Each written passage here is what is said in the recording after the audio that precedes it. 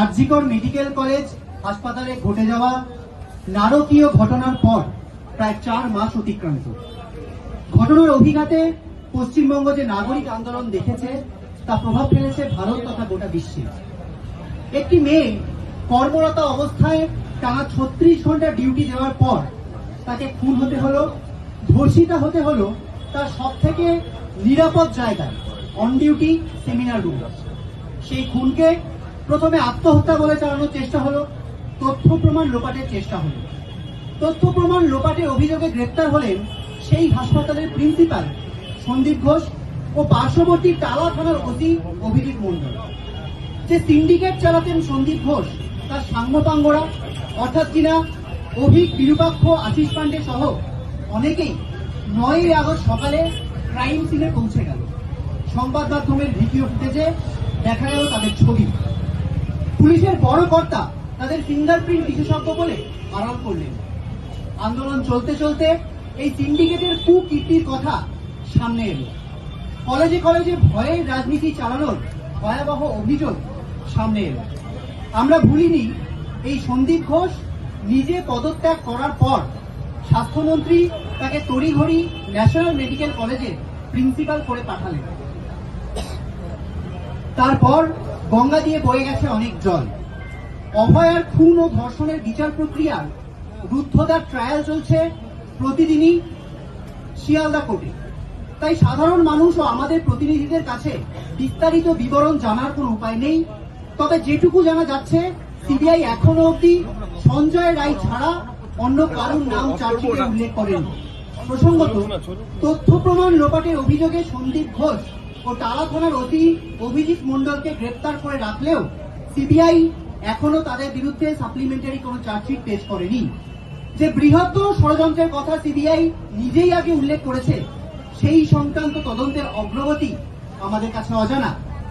আরো ভয়ানক খবর হলো, আর্থিক দুর্নীতির মামলায় 87 দিনের মাথায় কোর্টে যে চার্জশিট পেশ করা হলো, প্রাক্তন আরজিকর এর প্রিন্সিপাল সন্দীপ ঘোষ ও তৃণমূল ছাত্রনেতা আশিস পান্ডে সহ 5 জনের বিরুদ্ধে আমরা দেখলাম তা গৃহীত হলো না কোর্টের কগনিজেন্সে। তার মূল কারণ সরকার পক্ষ ও স্বাস্থ্য ভবনের পক্ষ থেকে ছাড়পত্র না পাওয়া। আমাদের শেষ পাওয়া তথ্য অনুসারে ছাড়পত্র এখনো রাজ্য সরকার দেয়নি। স্বাস্থ্য ভবন ও স্বাস্থ্যমন্ত্রীর তরফ থেকে যেভাবে সন্দীপ ঘোষ ও আশিস পান্ডেদের আড়াল করার প্রক্রিয়া প্রথম থেকেই চলছে, তা এই সিন্ডিকেট রাজকে বহাল রাখার অভিপ্রায় বলেই ডব্লিউবিজেডিএফ মনে করছে। এই কদিন আগে আমরা দেখলাম পশ্চিমবাংলার 6টি আসনে উপনির্বাচন হলো এবং সেই আসনগুলিতে শাসক দল জিতছে বলে এক প্রকার ভাবে আমাদের নাগরিক আন্দোলনকে ব্যঙ্গাত্মকভাবে আক্রমণ করা হলো। বলা হলো, কি হলো এত আন্দোলন করে, সেই তো শাসক দল জিতেই গেল। বারবার করে এইভাবে আন্দোলনকে দলীয় রাজনীতির মাপকাঠিতে ফেলে দেওয়ার কদর্য প্রয়াসকে তীব্র নিন্দা আমরা আগেও জানিয়েছি, এখনো জানাচ্ছি। আমাদের আন্দোলন বরাবরই একটা সিস্টেমের বদল আনার আন্দোলন।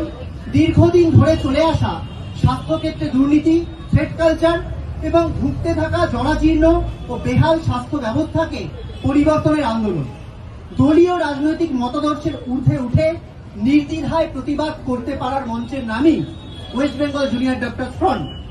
শাসক বিরোধী, ভোটে জেতা হারা, ক্ষমতায় থাকা না থাকা, এই সকল সমীকরণ এনে বারবার আন্দোলনকে কালিমালিপ্ত করার চেষ্টা হয়েছে সেই 9ই আগস্ট থেকেই।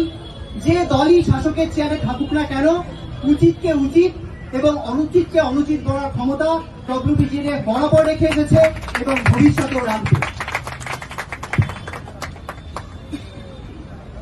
রাজ্য সরকার তথা মুখ্যমন্ত্রী বারবার দাবি করেছেন এবং আমাদের উদ্দেশ্যে প্রশ্ন তুলেছেন, 563 জন সিনিয়র রেসিডেন্ট সরকারি হাসপাতালে জুনিয়র ডাক্তারদের কর্মবিরতি চলাকালীন বেসরকারি হাসপাতালে পরিষেবা দিয়ে জনগণের অর্থে পুষ্ট স্বাস্থ্যসাথী প্রকল্প খাতে ডাক্তারের প্রাপ্য টাকা উপার্জনের সুযোগ ছাড়েননি। সরকারি হাসপাতালের পরিষেবা বিঘ্নিত করে বেসরকারি হাসপাতালগুলোর ব্যবসা বাড়ানোর উদ্দেশ্যেই আমরা নাকি আন্দোলন করেছি, এমন কথাও অনেকে বলেছেন।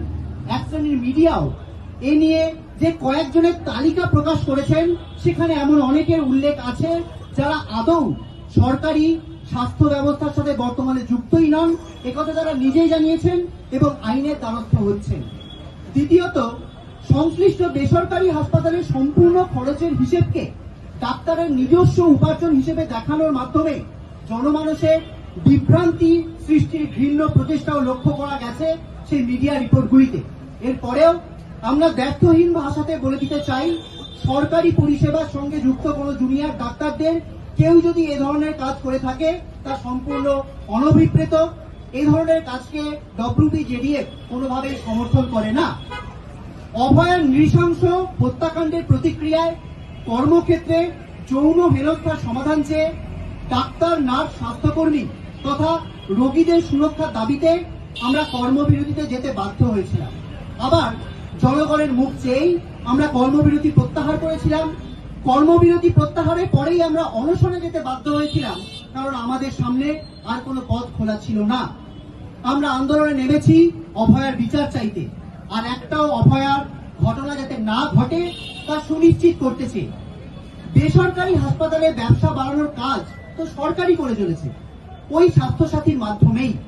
সাধারণ মানুষ যাতে বেসরকারি হাসপাতালে পরিষেবা পেতে পারে তার জন্য জনগণের টাকাতে বীমা চালু করা হয়েছে। এতে তো বেসরকারি হাসপাতালেরই ব্যবসা বাড়বে, অথচ ওই অর্থ সরকারি হাসপাতালের পরিষেবা ও পরিকাঠামো উন্নত করার কাজে লাগালে তো সাধারণ মানুষকে বেসরকারি হাসপাতালে ছুটতেই হতো না। সরকারি হাসপাতালে পরিষেবা না পেয়ে রোগীর পরিজনদের হাতে ডাক্তার নিগ্রহের ঘটনাও ঘটতো না। তাহলে কারা সরকারি হাসপাতালের পরিষেবার প্রতি উদাসীন থেকে বেসরকারি হাসপাতালের ব্যবসা বাড়াতে চাইছেন? জুনিয়র ডাক্তাররা নাকি সরকার নিজেই? আপনারা সবাই জানেন MDMS ফাইনাল এক্সাম চলছে। তাছাড়া আমরা জুনিয়র ডাক্তারেরা সকলেই হাসপাতালের ডাক্তারির কাজে ডিউটিতে নিয়োজিত। ফলত আমরা লড়াই থামিয়ে দিয়েছি, নিজেদেরটুকু গুছিয়ে নিয়েছি এবং চুপ করে গেছি। এই জাতীয় কথা যারা বলছেন তারা আসলে উদ্দেশ্য প্রণোদিতভাবে চাইছেন যে হতাশার পরিবেশ সৃষ্টি হোক, যাতে এই আন্দোলন জিয়ে না থাকে। ভুলে গেলে চলবে না, আন্দোলনের শেষ থাকে না, থাকে শুধু শুরুয়াত। আমরা 100 দিনের মাথায় রাতেই সমাবেশ করে জানিয়েছিলাম নাগরিক সমাজ নিজেদের মতো করে উদ্যোগ নিন লড়াইকে ছড়িয়ে দেওয়া। সেই মতো পশ্চিমবঙ্গের বিভিন্ন প্রান্তে নানা জায়গায় কনভেনশন, সভা, কর্মসূচি আয়োজিত হচ্ছে নানা স্থানীয় নাগরিক উদ্যোগে। আমরা ওয়েস্ট বেঙ্গল জুনিয়র ডক্টরস ফ্রন্টের পক্ষ থেকে সেখানে অংশগ্রহণ করেছি, করছি এবং করব। আমাদের কথা, দাবিগুলো আমরা সেখানে বলার চেষ্টা করব। প্রথম থেকেই আমরা যেমন বলে আসছি, এই আন্দোলনের নেতৃত্ব শুধু জুনিয়র ডাক্তার বা সিনিয়র ডাক্তার, এমনকি শুধু স্বাস্থ্যকর্মীরাও নন। আন্দোলনের নেতৃত্ব আসলে জনগণ, শুভবুদ্ধি সম্পন্ন গণতান্ত্রিক মানুষেরা। এই আন্দোলনকে এগিয়ে নিয়ে যাওয়ার দায়িত্ব তাই আমাদের প্রত্যেকেরই। আমরা মনে করি আজকে এই মুহূর্তে বাঁচার দুনিয়াতে গণমানুষের চেতনায়, মানুষের যৌথ স্মৃতিতে এই দাবিগুলোর কথা, অভয়ার মর্মান্তিক পরিণতির কথা বাঁচিয়ে রাখার লড়াইটাই আসল লড়াই। সে লড়াই হবে রাজপথ থেকে আলপথে, হবে আদালতে, হবে কলমে তুলিতে, হবে গানে নাটকে। ন্যায় বিচারের লড়াই, কর্মক্ষেত্রে সুরক্ষার দাবিতে লড়াই, দুর্নীতিহীন স্বাস্থ্য ব্যবস্থা পাবার লড়াই, নারী ও প্রান্তিক যৌনতার মানুষের অধিকারের লড়াই, ভয়ের রাজনীতিতে উল্টো দিকে প্রতিরোধের লড়াইয়ে কাঁধে কাঁধ মিলিয়ে ঐক্যবদ্ধভাবে থাকতে হবে সবাইকে। স্বাস্থ্য ভবনের সামনে এর আগে যখন আমরা অবস্থান বিক্ষোভ করেছিলাম, আপনাদের সবার মনে থাকবে মাননীয় মুখ্যমন্ত্রী একদিন হঠাৎ সকালবেলা অবস্থান মঞ্চে এসে উপস্থিত হন এবং সেখান থেকে ঘোষণা করেন মেডিকেল কলেজগুলিতে রোগী কল্যাণ সমিতিগুলিকে ভেঙে দেওয়া হচ্ছে এবং তার মাথায় আর কোনো রাজনৈতিক নেতা থাকবেন না, তার চেয়ারম্যান হবেন প্রিন্সিপাল। এই ঘোষণা করলেন এবং বললেন, এটাই তো তোমাদের দাবি ছিল, তোদের অবস্থান তোমরা তুলে নাও। যদিও রোগী কল্যাণ সমিতি সংক্রান্ত আমাদের কোনো দাবি ছিল না, আমাদের কেবল দাবি ছিল হাসপাতালের প্রতিটি সিদ্ধান্ত গ্রহণকারী কমিটিতে গণতান্ত্রিকভাবে নির্বাচিত জুনিয়র ডাক্তার ও মেডিকেল পড়ুয়াদের অংশগ্রহণ। তো সেই রোগী কল্যাণ সমিতিতে কোন জনপ্রতিনিধিরা থাকবেন তার একটি তালিকা গতকাল প্রকাশিত হয়েছে। সে তালিকা আপনারা সংবাদ মাধ্যমেই পাবেন। সেখানে কিন্তু বিভিন্ন এলাকার MLA MPরাই আছেন, আমাদের তাতে আপত্তি নেই। শুধু প্রশ্ন এই যে নবান্নে যে প্রিন্সিপালের মুখ বন্ধ করিয়ে রাখলেন মাননীয় মুখ্যমন্ত্রী এক প্রকার ধমক দিয়ে, তাদের সেই প্রিন্সিপালদের এই রাজনৈতিক ব্যক্তিবর্গদের মাথায় আলংকারিকভাবে চেয়ারম্যান করা হলেও তারা নিজেদের মুখ সবসময় খুলতে পারবেন তো? আমরা যখন দাবি করেছিলাম সেন্ট্রাল রেফারাল সিস্টেমে, তখন লাইভ স্ট্রিমিং এ সবার সামনে বলা হয়েছিল যে পাইলট প্রজেক্ট চালু হয়ে গিয়েছে, অতি দ্রুত গোটা রাজ্যে তা চালু হবে। সেই মিটিং এর পর 1 মাসের বেশি সময় কেটেছে, রেফার সমস্যার সমাধান হয়ে গিয়েছে বলে আমরা স্বাস্থ্যকর্মীরা অন্তত খুব একটা বুঝছি না। এই দাবি কিন্তু তুলতে হবে ডাক্তারদের পাশাপাশি রোগীদের, তুলতে হবে সাধারণ মানুষদের, যাতে শুধুমাত্র রেফার সমস্যার সমাধান জন্য স্বাস্থ্য ভবনের নির্দিষ্ট হেল্পলাইন নাম্বার থাকে, যাতে স্বাস্থ্য ভবনে কন্ট্রোল রুম থাকে, যাতে কোনো বেড পেতে কোনো রোগীকে কোনো এমএলএ, এমপি বা মন্ত্রীর দ্বারস্থ না হতে হয়। প্রতিটি সরকারি হাসপাতালে শুধুমাত্র রেফার সংক্রান্ত একটি স্ট্যাটাস দেখা ও আপলোড করার জন্য কর্মী নিয়োগ করতে হবে। ডাক্তার, নার্স ও স্বাস্থ্যকর্মীদের ওপর এই অতিরিক্ত দায়ভার চাপানো যাবে না, এর জন্য নির্দিষ্ট কর্মীর নিয়োগ প্রয়োজন। নিয়োগের প্রশ্ন আসলেই আবার একই কথা ঘুরে ফিরে আসবে যে ওবিসি মামলার সমাধান না হলে নাকি কোনো নিয়োগ করা যাবে না। আমরা বলেছিলাম হাসপাতালে মহিলা পুলিশ কর্মী নিয়োগের কথা, বলেছিলাম ডাক্তার, নার্স, স্বাস্থ্যকর্মীদের নিয়োগের কথা। কেন ডাক্তারদের জিডিএমও রিক্রুটমেন্ট এতদিন ধরে আটকে থাকবে? কেন প্যারামেডিক্যালদের সরকারি চাকরি অপ্রতুল থাকবে? কেন স্থায়ী গ্রুপ ডি কর্মীদের নিয়োগ করা হবে না? কেন মেডিকেল টেকনোলজিস্টরা কোনো সরকারি চাকরি পাবেন না? এই নিয়োগ হলে তো একই দিকে বেকার সমস্যারও সমাধান হয়, আবার অন্যদিকে স্বাস্থ্য ব্যবস্থার সুরক্ষা বলুন, এফিসিয়েন্সি বলুন, সবই বাড়ে। রোগী পরিষেবা উন্নত হয়, রোগীদের হয়রানি কমে, আর রোগীদের হয়রানি কমলে হাসপাতাল ও স্বাস্থ্য কেন্দ্রে নানা অপ্রীতিকর ঘটনা এড়ানো যায়।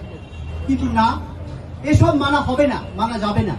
এই দাবিতে আন্দোলন করছি মানে আমাদের নাকি চেয়ারের প্রতি লোভ আছে। আমরা ব্যর্থহীনভাবে জানাই যে বা যারাই চেয়ারে থাকুক না কেন, এই দাবিগুলি না মেনে কেবল ভাওতাবাজি করবেন ভেবে থাকলে ভুল করছেন। এই আন্দোলন কিন্তু মানুষকে নির্ভয়ে প্রশ্ন করতে শেখাচ্ছে। সাধারণ মানুষ কিন্তু নিজেদের হকের দাবি বুঝে নেবে। বিগত 2/12/2024 মেডিকেল কাউন্সিলের মিটিংয়ে অভিক দে এবং বিরূপাক্ষ বিশ্বাসকে পুনর্বহাল করা হলো। শিহরিত হলেন গোটা রাজ্যবাসীর সাথে আমরাও।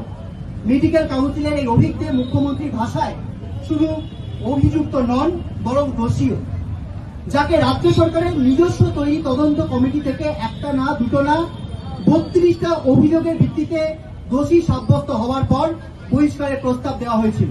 এখানে সেই রিপোর্ট রয়েছে।